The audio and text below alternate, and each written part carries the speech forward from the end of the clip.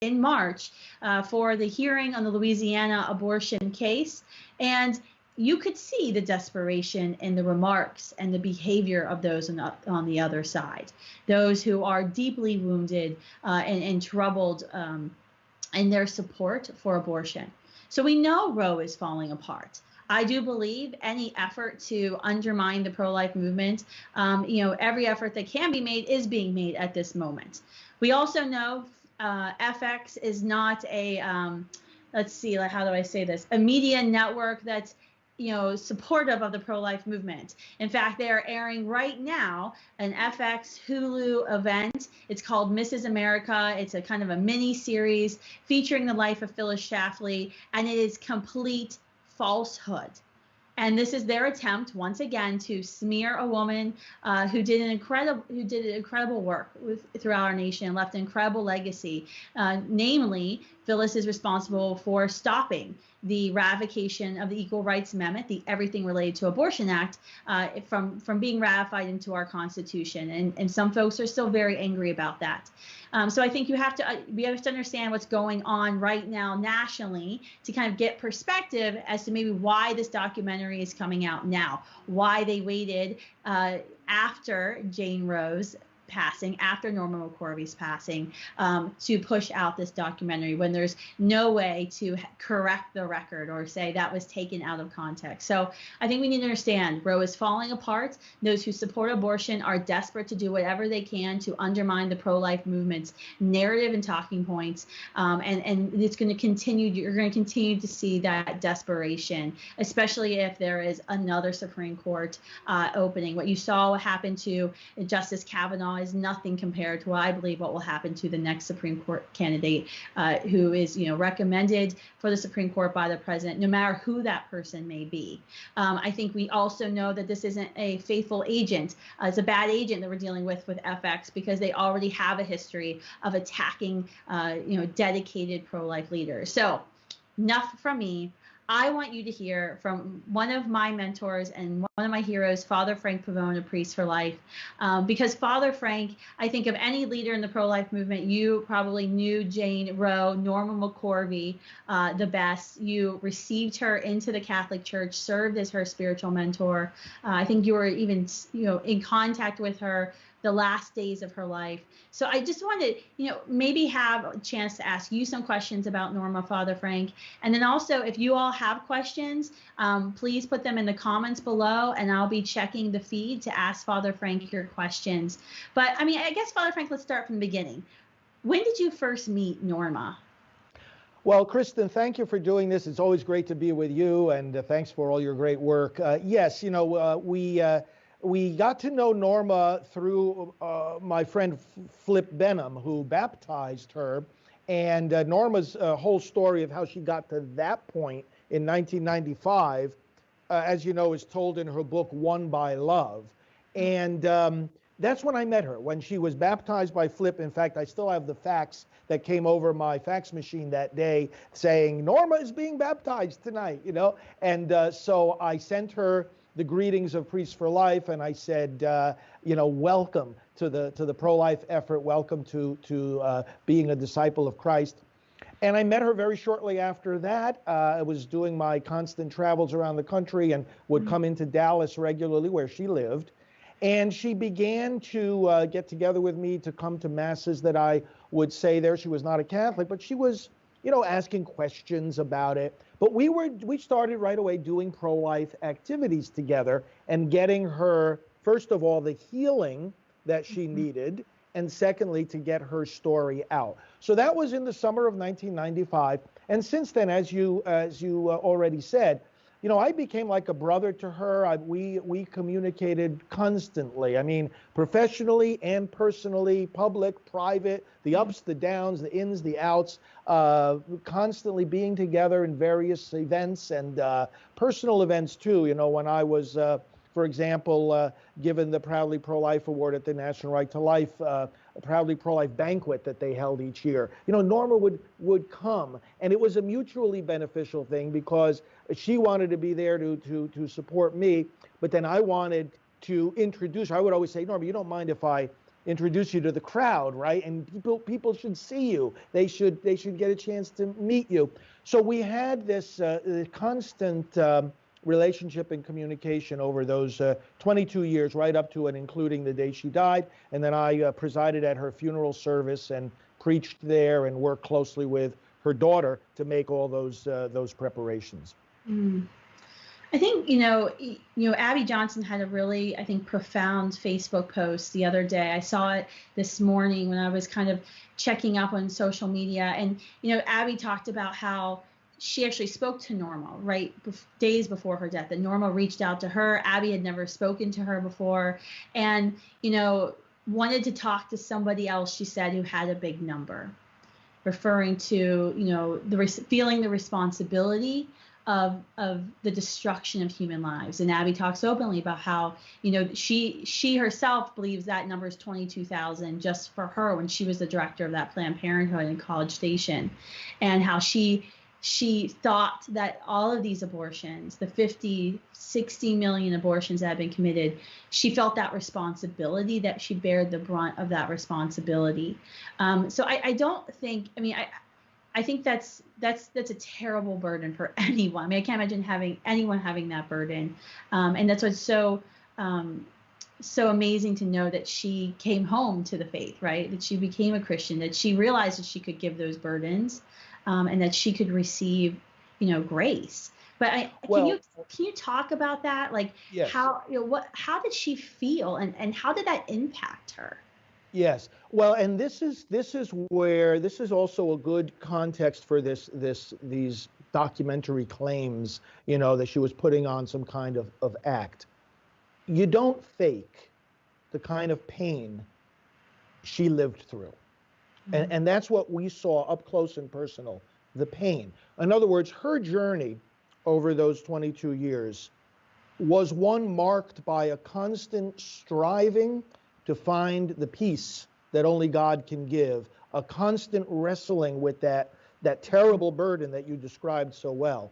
And we, just like Abby did, we led Norma through a process of healing that involved very intensive spiritual and psychological work, grieving work.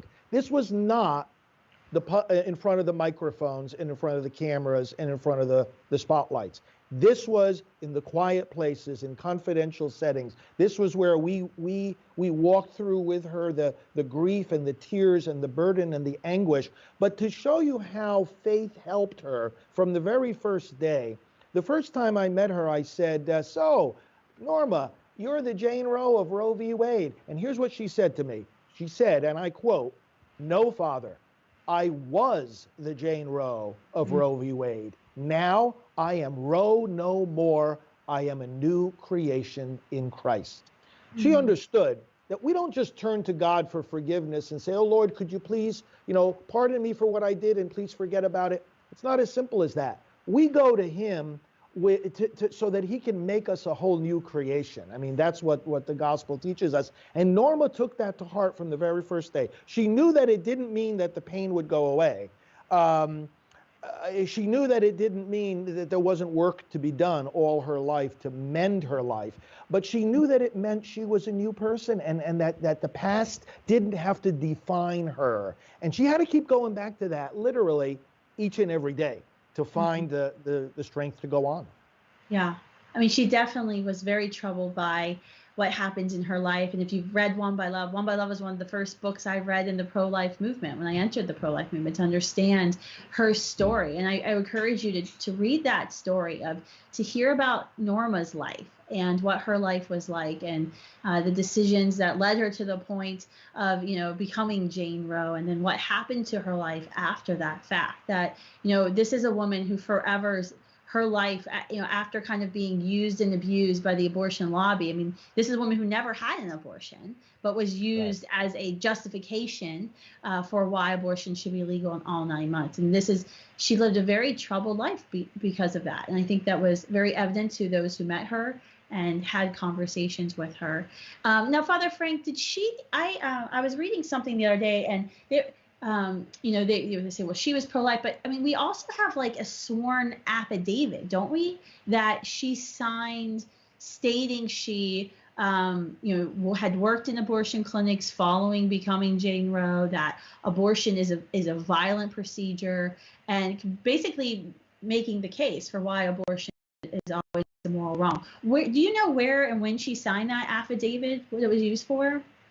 Yes, she signed an affidavit in 2003, and to put this in context, she, aside from, of course, speaking publicly about her conversion and just sharing it constantly throughout the movement and on the media, what she also did was engaged in a legal effort to have the court actually reconsider the decision. This was called a Rule 60 or Motion 60 procedure that her attorney and our colleague Alan Parker led her through as her attorney. This was in conjunction also with the Mary Doe of Doe v. Bolton, Sandra Cano, whom we also all got to know, and who Norma and Sandra got to know each other. And it was a great consolation for them, because Doe v. Bolton, of course, was the companion case to Roe. And here you had the petitioners in both cases, technically the winners, both objecting to the very decision that they won. And so this was a motion taken together by the two of them, and they, actually Norma numerous times, both in religious settings and in secular government settings, swore to what she was attesting, that she wanted this decision to be overturned. Mm-hmm. What kind of pro-life work did Norma, once she became pro-life, once she started going through the healing process, you all, obviously were spiritually kind of mentoring her through that. What kind of pro-life work did she engage in? So she had this legal battle to kind of get her name taken off, get the decision reversed. What other work did she engage in after kind of becoming active in the movement? Well, we worked together to actually craft her ministry. As I mentioned, when she first met me, she said, "Oh, I am Roe no more." Well, that ended up becoming the name of her ministry.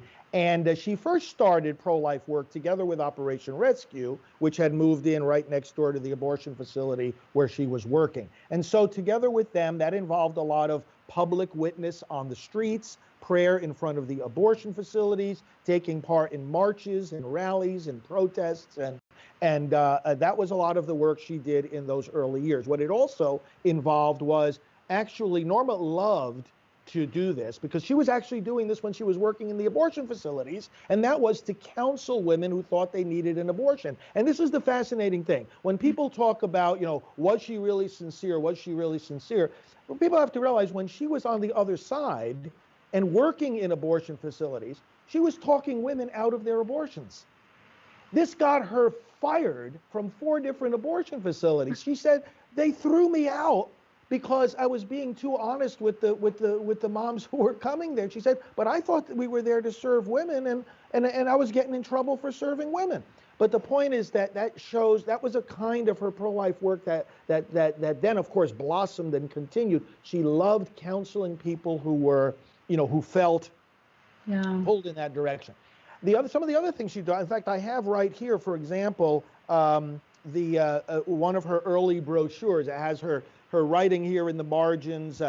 She liked to get the story out in the printed word, and so she would distribute these flyers. We helped her distribute them. She started going out on the road speaking, and we played a role, of course, in interfacing her with the different pro-life groups that wanted to invite her to come. But she found it hard to articulate with all the emotional conflict she had within her. She often wasn't that great of a public speaker. And in fact, sometimes, when she would go out and be at different events, we would hear from the groups that were invited, say, Norma was rambling, and depending whether she was having a good day or a bad day, she would even be just sometimes incoherent. And that's where we found out that the best way to do a Norma presentation was to have a Q&A format. If she was clearly directed, "Okay, Norma, here's the question we want you to answer right now. What did you learn when you were working in the abortion industry?" You focus her on a question, she gave a focused answer. And then you just right away go on to the next one. And so we started helping her in that regard as well. So, and then of course the book publishing, the One by Love, as you mentioned. I also encourage people to read the book that came out before that, I Am Roe. And this was when, again, she was still on the other side, quote unquote. Gives a good history of what a troubled life she had and how many wounds she carried. But even then, and this is an interesting little vignette, she tells a story in her book. She was about to have the press conference that Gloria Allred, pro-abortion attorney in California, organized to announce to the world this was the Jane Roe of Roe v. Wade, right? You know, the night before the press conference, she turns to Gloria and she says, by the way, I think abortion is wrong. And so Gloria said to herself, we better just let that one go by, and focus on what we have to do. Norma was never a believer in what Roe v. Wade actually says. Mm-hmm. That a baby, even a healthy baby, in the last months of development should not have the protection of the law. Norma didn't buy that. She didn't buy that. And that's why, she was actually against abortion before she was pro-life, before she came into our movement. And so it goes back a long time. But those are some of the things she did in the movement.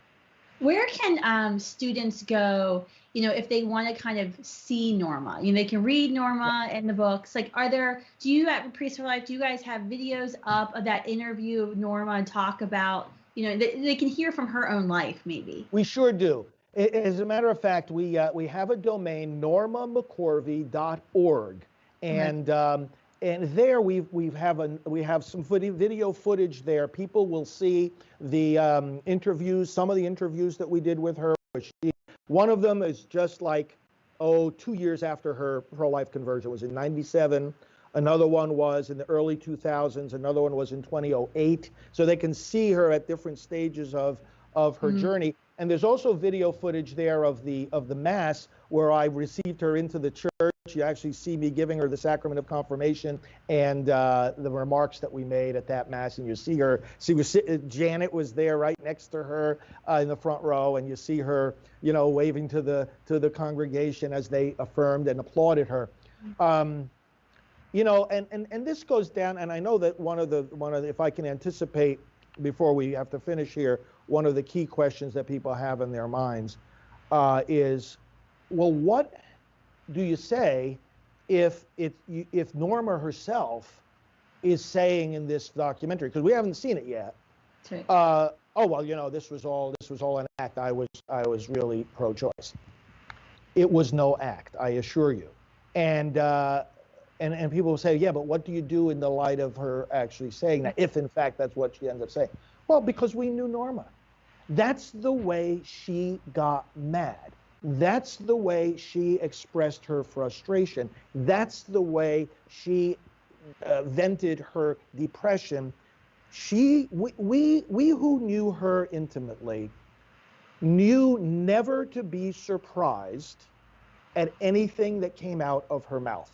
I mean, I have texts from her. In fact, one of the texts was on one of the specific days in May of 2016 when she was being interviewed for this documentary. She was in a very bad state of mind that day, very bad. And the text I have demonstrate it. By the way, also the text that says that she was getting paid to do this documentary. People need to keep that in mind too. She writes to me. In fact, I put the text up on our friend Steve Ertel, put it out the other day on Life News. Norma said, hey, Father, I'm this guy from Australia who came down from New York is interviewing me, and I'm charging him, and I'm really happy about this because I'm going to get some good money from this. And earlier that day, the text she sent me said, I'm sitting here broke and extremely upset. I am frustrated with the pro-life people that aren't getting back to me, because she had, a number of people that had promised her things, information, and she wasn't hearing from them. And she expressed her frustration, and in the text that says, you know what, I've had it with this movement. I'm not part of you anymore. We knew to take that in stride, because that was Norma venting. A few hours later or the next day, oh yeah, I was in bad mood yesterday. Father, let's pray together. Let's go to the abortion mill. This was Norma. So what amazes me, Kristan, is the arrogance of people who will presume based on literally on sound bites, or based even on hours of video footage with a camera in front of her face, would presume that anything that could come out of her mouth during that video interview, that anything could somehow just brush away 2.5 decades of a journey of this woman, where when the cameras were off, bitterly wept as she wrestled with the guilt and the pain, and as she strove to get her message out that she wanted these babies protected. Nothing erases that, nothing. And that's why I want our students, and I want everybody really to be reassured. This woman, very, very erratic at times, very, very up and down. But when you walked with her on that journey for almost a quarter of a century, you came to learn where she always landed and where her core convictions really were. And they were exactly with us, on the side of life, on the side of God, on the side of this movement. That's right. You know, you and I signed a letter with a number of pro-life leaders who had known Norma and worked with her to, ask for the full video footage that, we want to see the full footage. And it's very unfair that they waited, years after her passing to release this footage, knowing that there's bias there, that there's definite bias in the Vice producers, the documenters, and that Norma's not here to defend herself, to say, wait a minute, that was taken out of context. I was having a bad day. I was mad that somebody wasn't getting back to me. When you were talking about that, I mean, I think about the bad days I've had in the pro-life movement of saying, all right, I'm done with this. I'm this is too much. And you vent, you get upset, and then you get back to work. And I think we all, every single one of us, have moments in time like that. But then you have to realize if a camera is there, and that person behind the camera has a narrative that they're trying to weave, they can use that, and that can be very useful. I can imagine if someone was following me around every day, it could be very bad. So how can those who didn't know Norma, how can they respond right now if their friends are on Facebook posting like, this just proves the pro-life movement's a lie, and the pro-life movement just has been lying this whole time?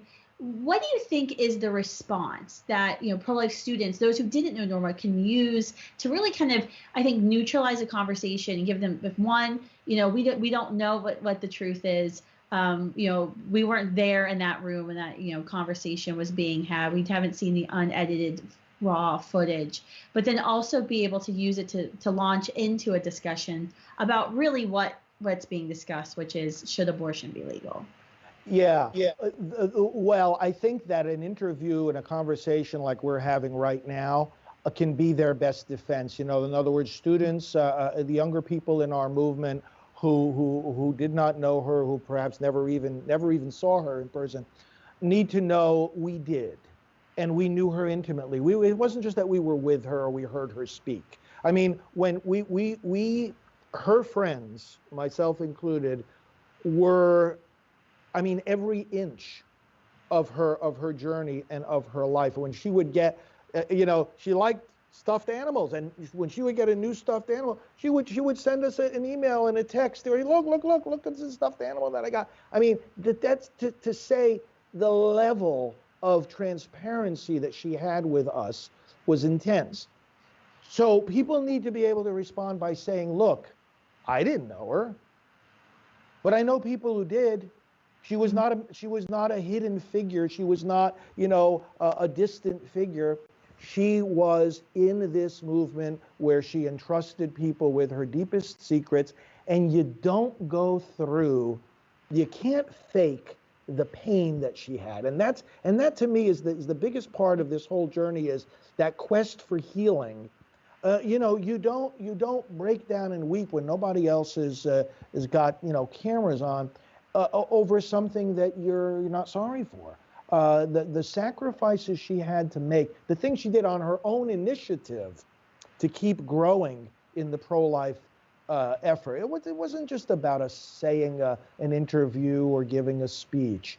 It was about the striving that she did each day to become more pro-life. The people she would try to reach, like I mentioned before, that people that were thinking about having an abortion, the lives she actually saved, to go out of her way to reach them and convince them not to abort. You don't make that stuff up.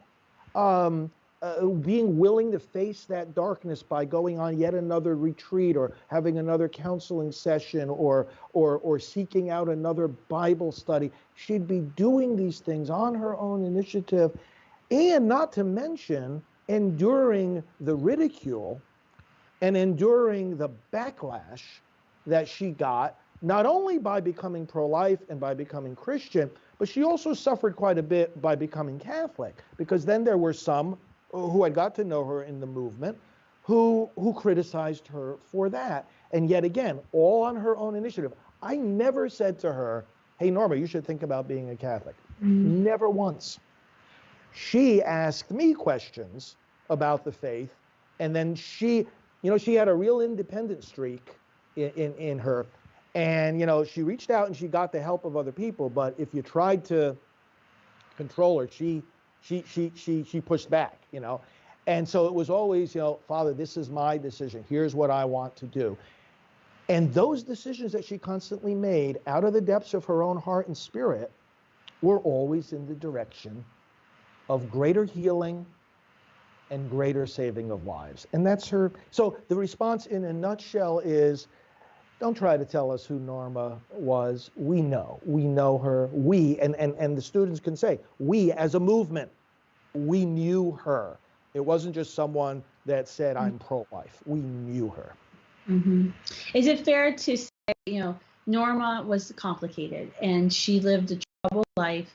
I think it's fair to say that. I think if you're having, I'm just responding to some of the comments here. I think it is fair to say that she was complicated and lived a troubled life, and she suffered because of that. Being used in that way with the Roe v. Wade decision. It's something that forever, if any single one of us had been used in such a way like that to justify 60 million abortions, the ending of 60 million human beings, I think every single one of us would struggle with that. And it's something that I think that it becomes a lifelong struggle at that point as well. You know what I would say, Kristan? Her wounds were complicated, and that made her a complicated person, but her wounds were complicated. She herself had a bluntness, a directness that was sometimes offensive, sometimes downright scary, and sometimes so helpful to the cause she was espousing. And you may remember the story in which she was on one of these panels with other pro-abortion leaders in some kind of congressional hearing. And all these other leaders introduced themselves. Eleanor Schmiel was there, and Patricia Ireland, and some of these other folks. So they get to Norma and they say, and your name, ma'am? Well, I'm Norma McCorvey. Now, I'm the Jane Roe of Roe v. Wade. These other ladies, they just wish they were, And it's like they were like Norma, what are you trying to say? She did not tolerate insincerity, posturing. She had a very, very, at her core, she had a very direct simplicity and bluntness and honesty. But her life was complicated by all the terrible wounds, terrible childhood. Again, if people read I Am Roe, and then they read Won by Love, and then they watch, like you say, the various videos and articles about her, you're going to learn a lot from that.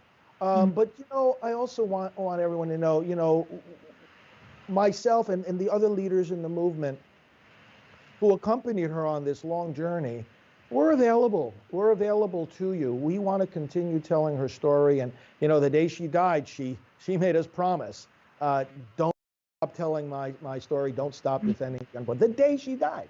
And, we're going to certainly do that. All of us together continue to draw strength from her example. Mm-hmm. Absolutely. Well, I want to thank you, Father Frank, for taking time today to kind of share, your stories of Norma, your relationship with her, and hopefully answer some of your all's questions. I would encourage you to check out Priest for Life's Norma McCorvey website. Get those videos, share those, as a kind of a response to what we're going to be seeing tomorrow when FX releases this AKA Jane Roe documentary. I think this is to be honest with you, I think it's a very sad situation that, we know the abortion industry is a complete lie, and everything they do is based on a lie, that the preborn child is not a human being, that child doesn't deserve rights, and that abortion is absolutely nothing, and that it'll actually solve your problems, which we know it won't. They lie and they manipulate every single day for the advancement of their cause, and they did that with Norma. They did it, leading up to the Roe case. They did it right before her death, and certainly after she became pro-life, and now they're doing it after her death. So I think this is a very, very sad situation. But you can kind of spread the truth about who Norma McCorvey was, what she did, how she lived her life, by spreading those videos, talking about what and what other, the folks who knew Norma, their honest reactions and their relationships with her. So thank you all for joining me today. And thank you, Father Frank, for coming on, answering your questions. Father Frank, how could folks best, if they have other questions, can students, I know you're active on Instagram, which you comment on some of my things every once in a while. Is that the best way for students to get in touch with you, is to DM you? Yes, and both my Twitter and Instagram addresses are FR Frank Pavone, as all one word, FR Frank Pavone. And I do like and comment on a lot of your stuff. You, Kristan, are an inspiration to me too, as well as countless others. Thanks for all your witness and your great work. But yes, FR Frank Pavone, let's connect on social media. Thank you all so much. Bye.